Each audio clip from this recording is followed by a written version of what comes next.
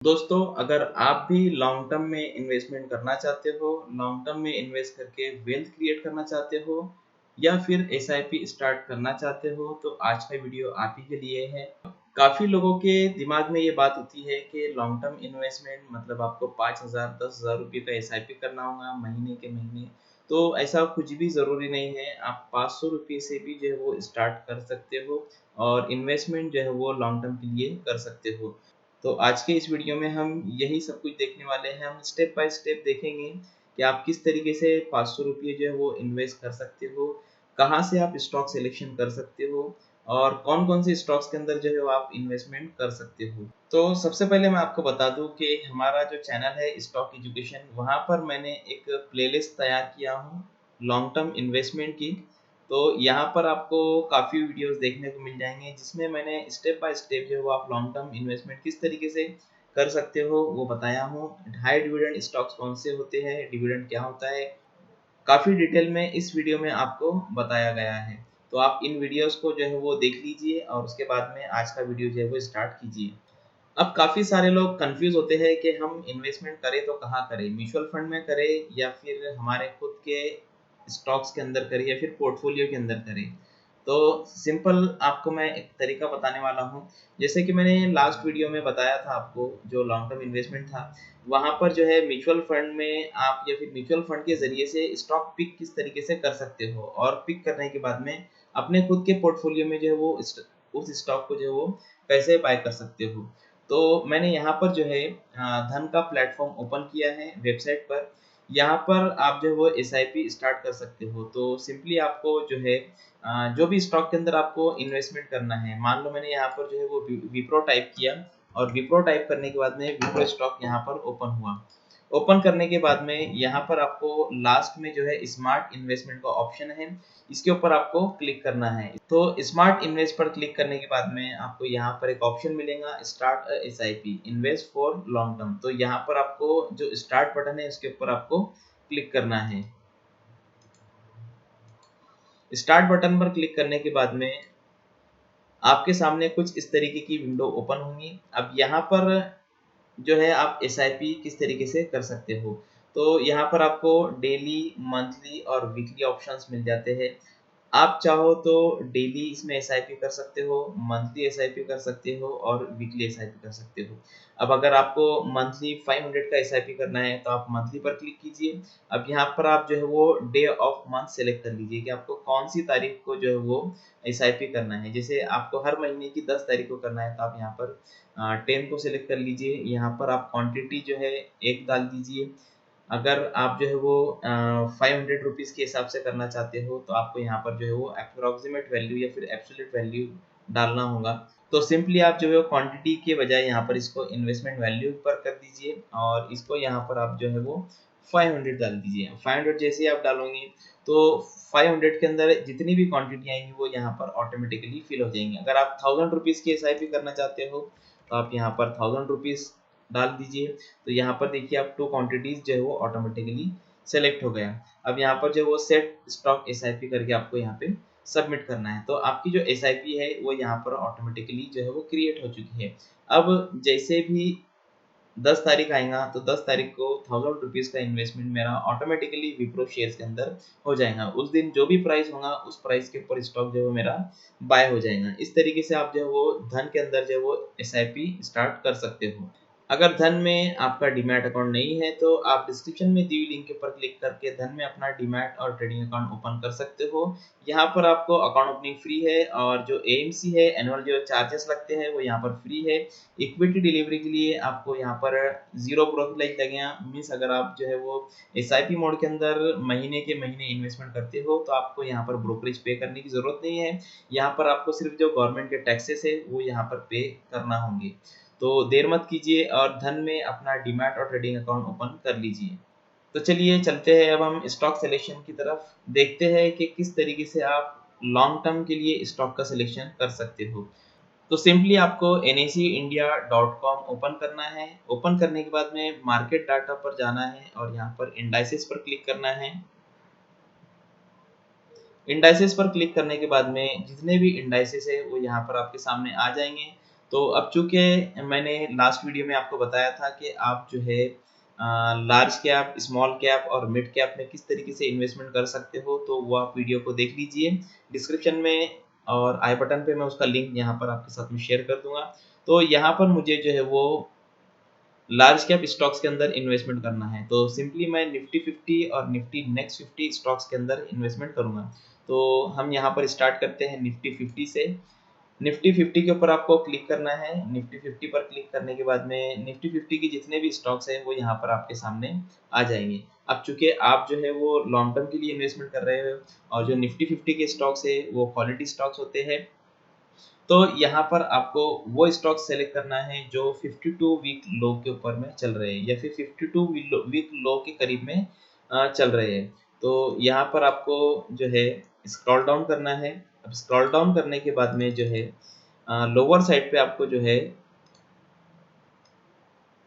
यहाँ पर आप देखिए symbols for stocks closer to 52 week low, ये जो आपको ऑप्शन दिख रहा है यहाँ पे, ये ऑप्शन को आपको यहाँ पर देखना है। अब देखो यहाँ पर जो है एरो है, ये सिंगल एरो, डबल एरो और ट्रिपल एरो। तो ट्रिपल एरो का मतलब ये है कि स्टॉक जो है वो 0 to 2% के अंदर में है, 52 वीक लो के करीब में है। और ये इसका मतलब ये है कि स्टॉक जो है 5 to 7% रेंज के अंदर है 52 वीक लो के। तो यहाँ पर जैसे ही आप इसको देखोगे, इस शीट को या फिर इस जो निफ्टी 50 के जो स्टॉक्स की लिस्ट है, तो यहाँ पर देखिए ये आपको एक सिंगल एरो दिख रहा है, डीवी स्लैब।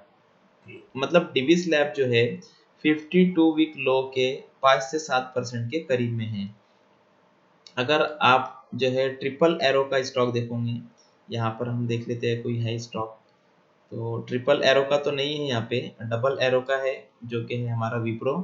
तो विप्रो यहाँ पर आप देखिए कितना है डबल एरो का, मीनिंग 2 to 5%। तो 2 to 5% की रेंज में है 52 वीक लो के। तो इसमें जो है आप स्टॉक में तो आप इस स्टॉक के अंदर जो यहाँ पर इन्वेस्टमेंट कर सकते हो जो 52 वीक लो के करीब में है, क्योंकि निफ्टी 50 के जो स्टॉक्स है यहाँ पर वो क्वालिटी स्टॉक्स होते हैं। ये एक मेथड होगा आपका। सेकंड मेथड आपका ये हो सकता है कि यहाँ पर आपको जो 52 वीक लो के बाद में यहाँ पर 52 वीक हाई जो स्टॉक्स आपको दिखाई दे रहे हैं या फिर जो वैल्यू दिखाई दे रही है आपको, तो ऐसे स्टॉक्स के अंदर आपको इन्वेस्टमेंट करना है। यहाँ पे अगर आप 1 साल के लिए, 2 साल के लिए अगर आप इन्वेस्टमेंट कर रहे हो, तो फिर यहाँ पर जो है आपको जो स्टॉक्स 52 वीक हाई से 20% तक गिर चुके हैं, उन स्टॉक्स को सेलेक्ट करना है और उन स्टॉक्स के अंदर आपको इन्वेस्टमेंट करना है। तो अगर आपको जो है एक्सेल आता है तो आप सिंपली यहाँ पर जो है एक्सेल को डाउनलोड कर लीजिए। डाउनलोड करने के बाद में यहाँ पर उसको ओपन कर लीजिए। ओपन करने के बाद में यहाँ पर आपको सिंपल कैलकुलेशन करना है कि जो LTP है, लास्ट ट्रेडेड प्राइस है, और जो 52 वीक हाई प्राइस है उसमें से उसको माइनस करना है और एवरेज निकालना है कि ये जो 52 हफ्तों का हाई है उससे प्राइस कितना नीचे चल रहा है। तो मैंने यहाँ पर जो है कैलकुलेशन किया है, हाँ ये साइट पर जो है यहाँ पर मैंने कैलकुलेशन किया हुआ है 52 वीक हाई। तो यहाँ पर मैंने जो है ये निकाल कर रखा हूँ। तो यहाँ से जो स्टॉक जो है वो आपको लग रहा है कि 20% नीचे है, 30% नीचे है, तो उन स्टॉक्स के अंदर भी आप जो है वो SIP मोड में इन्वेस्टमेंट कर सकते हो। तो जैसे यहाँ पर इन्फोसिस आ गया, टेक महिंद्रा आ गया, डीवी स्लैब आ गया, विप्रो आ गया, तो आप जो है अपनी कैपेसिटी के हिसाब से जो है वो SIP स्टार्ट कर सकते हो। अब SIP ये तो हो गया आपका स्टॉक सिलेक्शन का मेथड।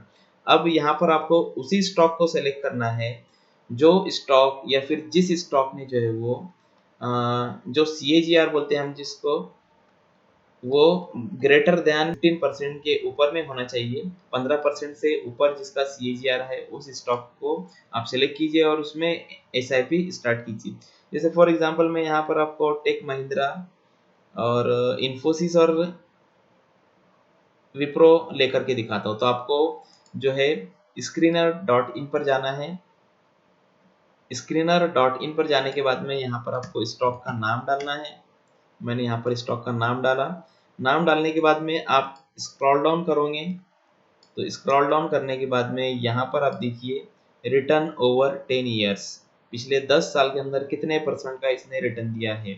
कंपाउंडेड रिटर्न है ये। तो यहाँ पर आप लोअर साइड में जाकर भी देख सकते हो CAGR। तो पिछले 10 साल में 8% का, 5 साल में 12% का, तो ये ठीक ठाक है। दूसरा स्टॉक हम यहाँ पर डालते हैं टेक महिंद्रा। तो टेक महिंद्रा मैंने यहाँ पर डाल दिया। अभी टेक महिंद्रा ने देखिए कितना रिटर्न दिया है, 16.2% का इसने CAGR दिया है लास्ट 10 ईयर्स के अंदर।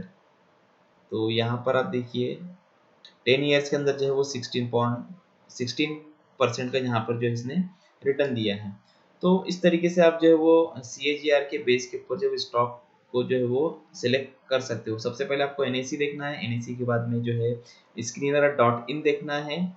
अब ये CAGR इम्पोर्टेंट क्यों है? तो CAGR इसलिए इम्पोर्टेंट है कि अगर मान लो हम जो है 1000 रुपीज़ की SIP कर रहे हैं, हर महीने हम पोर्टफोलियो के अंदर किसी पर्टिकुलर स्टॉक के अंदर SIP कर रहे हैं, और मान लो अगर हम 10 साल के लिए उस स्टॉक के अंदर इन्वेस्ट करते हैं लगातार, तो एक्सपेक्टेड रिटर्न जो हमने यहाँ पर देखी 16%।